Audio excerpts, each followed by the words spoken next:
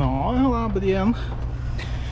Nenufilmavau kaip kepu žuvį, bet šiandien gal vakarę nufilmuosiu, nes dar turiu. Vieną žuvį padovanojau kaimynai, labai apsidžiaugė. Sakė, man kažką padovanos. Sakau, nereikia. Sako, ne, aš noriu. Nu, gerai, sakau. Tai įdomu, ką ten padovanos. O dabar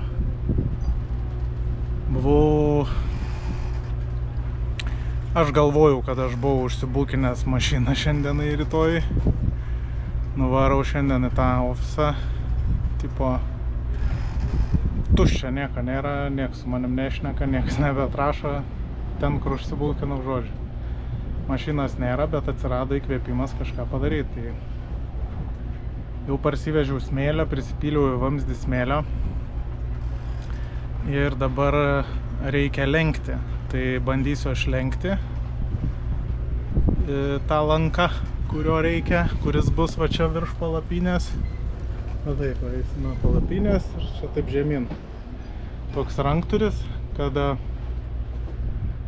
būtų patogiau laikytis ir saugiau. Tai dabar pradėjau jau, susižymėjau viską ir bus pirmas lenkimas. Ir nuo to priklausys, ar aš čia prasikeiksiu, ar bus gerai. Tai pafilmuosiu, kaip čia bus.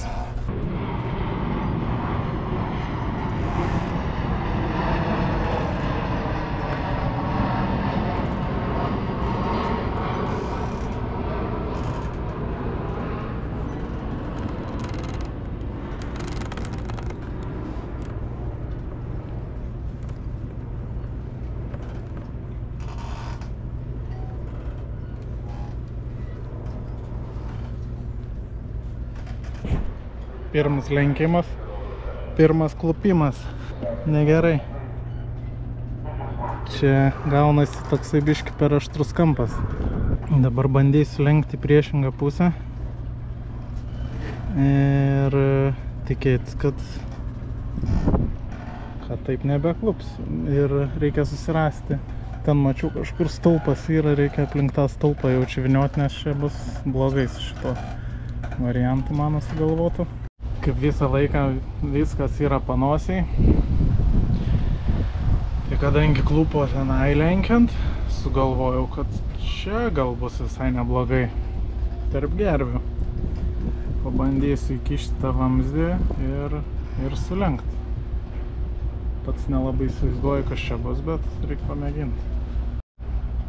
Liktai visai gaunasi kažkas. Tuoj galėsi motociklą lankstyti.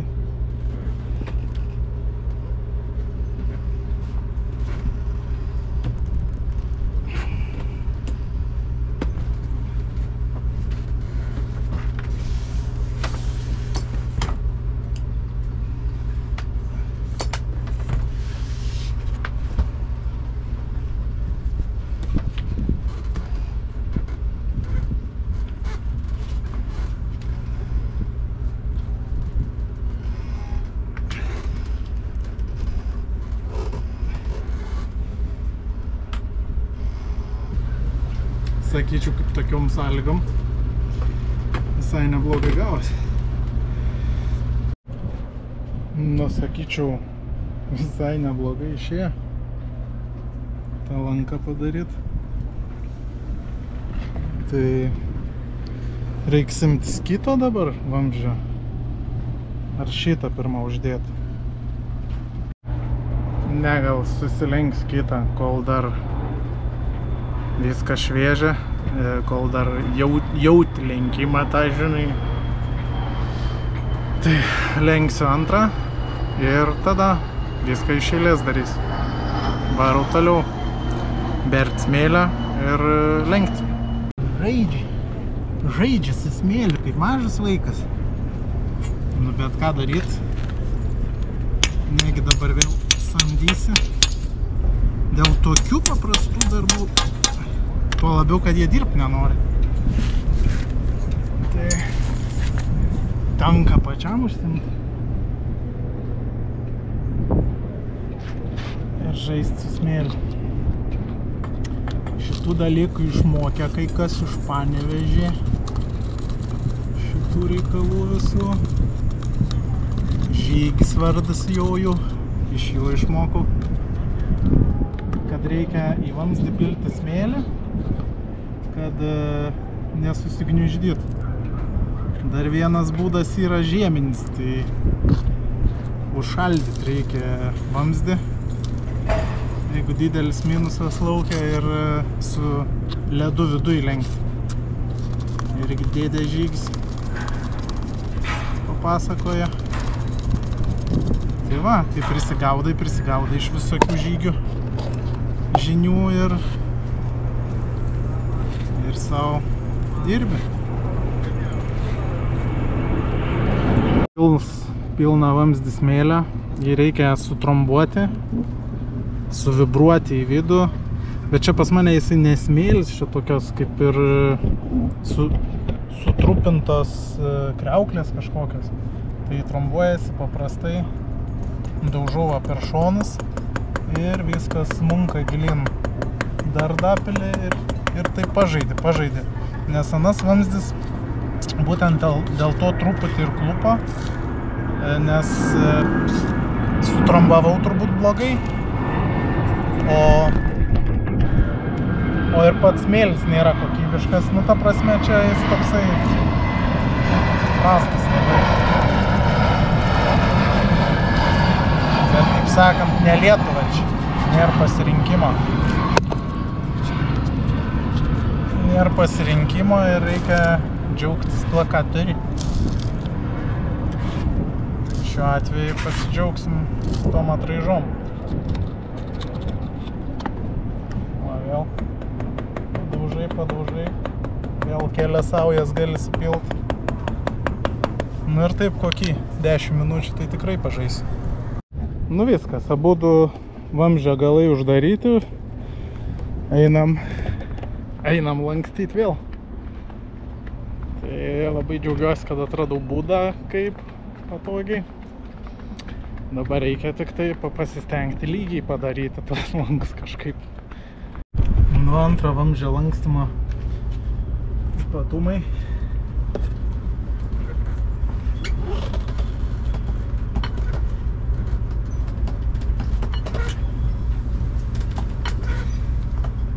Nu, gal reikia bandyti apsukti. Kaip čia gausis, na?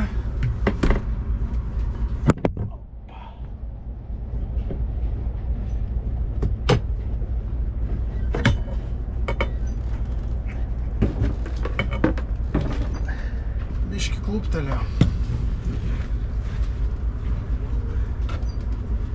Bet greičiausiai greičių įtakos neturės.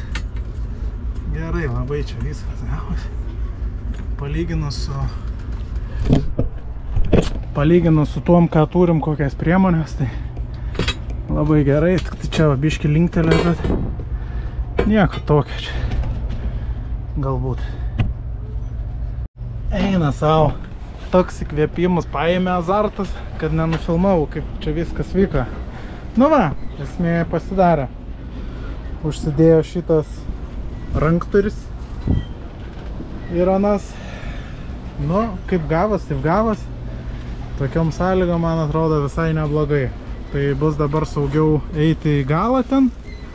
Yra už kur pasilaikyti, nebereikės už palapinės kampų laikyti. Tai visai tvirtai gavosi, manau, iš tokių medžiagų, kurias turėjau. Patenkint, tai turėjo būti padaryta Tenerifei, dabar Fuerteventura. Nu, bet smagu, kad pasidarė žiauriai patenkinti savim, kad pavyko išlenkti. Tai buvo čia toksai didelis galvos skausmas, bet dabar jo nebėra. Tai susitvarkysiu savo betvarkę ir ruošiuosi vakarui. Vakare kepsiu žuvį. Banga vėl įeidinėjo juostelį. Tai jaučiu vėl mus čia pamals gerai. Kai prasidės potvinis. Nu, bus matyt. Eina savo, aš tuoj pradėsiu nervuotis. Vėl nenupaveikslavau kaip kepu, bet va jau iškepus. Nu tai čia ta, kur ant dugno būna ta žuvis. Aš ją pirmą kartą ragausiu. Niekad nebuvau pagavęs. Tipo galvodavau, kad čia yra ta pati driežažuvė, bet iš tikrųjų turi tokius kaip šamas, ne kaip šamas, ant apatinės lūpos va, šitos va detektorius. Tai čia mano duona prakastų, kurią beje gavau iš jūsų kažkurių. Ačiū labai, dar valgom. Tai va, jinai su tais lokatoriais savo tenai ieško kažko ant dugno. Ir aš ją biškį cakt. Valgysiu su salotais. Kepiau ant griliaus. Puikiai diena praėjo. Pasidariau daug dalykų, apie kuriuos svajojau. Gerai, čia tas įkvėpimas atėjo. Ir tuo pačiu išnuomavau mašiną rytoj ir dar 3 dienom. Kažkaip atsirado variantas. Ir išnuomavau, tai rytoj važiuosiu pasiimti tėvų į oro uostą su mašina. Ir pakeliausim po salą dar porą dienų. Tai manau visai gerai. Aišku, esam buvę jau toj saloj, bet pasimsiu droną, pafilmuosiu, pažiūrėsim kaip vaizdai be žalumos. Gal nuvažiuosim iki vulkano, gal praeisim kokį žygį. Matysim. Turėtų būti smagu. Nu, turbūt jau čia trečias dublis, kai einu pasimti mašinos. Vakar nuvariau, tai nedavė. Šiandien nuvažiavau, užsirezervavau, ten viską pasidariau jau, kad neprikips prie mane. Tai nuvažiavau iš ryto su dviračiu. Atvaryk, sako, už valandos. Nuvariau, pasistačiau dviratį, dabar pabuvau valandą ir einu vėl aš į tą nuomos punktą. Bandysiu pasimti automobilį, pavažinėsim kelias dienas su tėvais. O dabar vienas važiuosiu kažkur, tai ratą apsuksiu ir bus matyt. Na, tai pavyko gauti mašiną pagaliau. Kietai jie čia sukasi. Ofiso nenufilmavau, biškį kažkaip nenorėjau ten neštis kameros ir paveiksluoti, bet kaip į ofisą įėjimas, spinta numesta, kraunasi daug paspirtų, jokios iškabos nieko. O mašinas valo tiesiog gatvėj, pasistato, su skuduru apeina, nuvalo, net neplauna jų. Tiesiog su skuduru nuvalo, vidų biškį pravalo, viskas, to gali varyti. Tai va, bet viskas gerai, gavau gerą automobilį, Citroen C3 Cactus ir važiuoju, pasivažinėsiu kur nors. Matau, Lidlas vėlioj kviečia užeiti, taip va. Tai reiks gal užvažiuoti, nes vakarieniai turi tik porą žuvų. Sulauksimgi svečių, lauktų labai ilgai. Atvažiuoja mano tėvai, jie bus su mumis 3 savaitės. Ir plauks iki Žalio Kyšulio salų. Ten dar pablūdysim kažkiek laiko, tam Žaliam Kyšulį. Ir plauksim toliau per Atlantą. Tai per Atlantą sausio mėnesį. Pasidariau sportinę galvą prieš atvykstant tėvam. O dabar skutu į oro uostą jų pasimti. Susitikimas bus po 5 mėnesių ar kiek čia. Beveik 5. Čia Fuerteventuros oro uoste specialūs ir paukščiai gyvena. Aerouostinis paprastasis terminalinis garnys. Geltonsnapis baltasparnis. Atsargus, toks atsargiai vaikšto. Na va, ir ponai keliauninkai atvarė. Sėdi neprisisėdėjo dar lėktuvį 4,5 valandas. Patenkinti. O, wow, labas. Labas. Nu, sėskit. O. Labas. O, labas. Nu. O, šukuos. Sportinė, labas. Labas. Ne kasdien svečiai iš namų šitaip išlipinėjai. Užtros besilaikydami. Šiandien pirmą dieną su tėvais atvažiavo į svečius pasisvečiuoti ir matysimės juos 3 savaitės su savim. Atvežė bėdžiam avalinės šitos tokios. Tai labai ačiū, gimtadienio progą padovanavo, nors gimtadienis dar už kelių dienų. Atvažiavom į apžvalgos aikštelę ant kalno tokią, esam čia buvę su Joana ir Luka. Labai senai, prieš kokius 3-4 metus gal. Vaizdas gražus. O čia du šitos salos užkariautojai nugalėtojai. Vienu žodžiu, pirmykščiai žmonės, triusikų išradėjai. Nuo jų gimė ir triusiknaro triusikai, trikampiai. Jie čia su žeberklais pasiruošę žvejot varyt, greičiausiai. Važiavom ir pamatėm mašiną. Nelabai čia kelis ir kaip ten atsidūrė, nežinau, bet pagal plasmasas galimai čia va taip vainėja. Jo, čia ir nesenai gal čia, žiūrėk, skrydo čia nuo čia, kur mūsų mašina stovi. Ir va, čia kažkaip, čia plasmasė yra, va. Jo, einam pažiūrėsim, kaip ten atrodo. Jo, gal koks gyventojas yra. Toks vaizdas tai labai panašus, kad nuomota gali būti. Tai jo. Įdomiai čia atrodo. Bateliukas kažkoks po mašiną. Čia trypta aplinkui nemažai. Oho, pagalvės visokia. Ai, čia gyveno kažkas dar. Nesupras, nenuomota turbūt, bet tai geras. Eina savo. Kokias knygas skaito, žiūrėk. Aha. Turistavo kažkas ryškiai. Nu va, iš toli kaip atrodo ta mašina, bet ką žin, ar matysis čia. Einu pritraukti. Žodžiu, ant kalno, vidury kalno mašina, tai dėl to ir nuvažiavom apsižiūrėti. Kažkokia gyvenvietė gal bus, ar kas, ten keli namai stovi viršai, bet ryškiai negyvenami jau. Greičiausiai šituose kolektyviniuose soduose buvo ne pati derlingiausia žemė.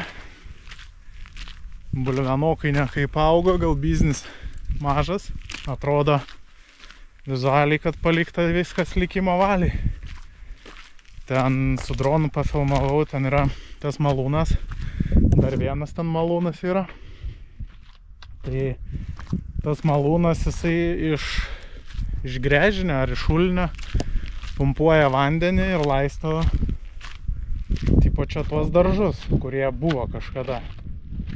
Įsivaizduoju, žmonėm daug kantrybės reikėjo, kad tam, nežinau kaip čia pavadinti, kas čia smėlis ar molis kažkoksai, kaip jame užauginti, dulkės čia kažkokios. Kaip užauginti kažką, tai nelabai aš ūkininkas, bet galiu daugmaž įsivaizduoti, kad čia sudėtinga. Namas buvęs kažkoks irgi, kelias nutiestas irgi gamtos kelininkų. Baseinas, va, rezervuaras, kai vėjo būdavo, greičiausiai tas malūnas nukeltas jau dabar pripumpuodavo iš to šulinio vandens į rezervuarą ir visą ūkį turbūt laistydavo, galimai. Citrinmedžiai auga. Va, 3 citrinas kaba sudžiūvę, žinok, jaučiu, bus čia jos Vyksta Čia ne citrinos. radai pasimk. Ne citrinos, čia O kas? kažkas kitas. Uogai? Mandarinai gal. Va, O. kas čia yra. Nežinau, smegenis kažko. Parodyk. Nu, skaniai kvepia. Ragaukit. Nu, Čia gal kokią marakują. Mhm. Skanu. tai gerai valgykite, aš paskui pažiūrėsiu.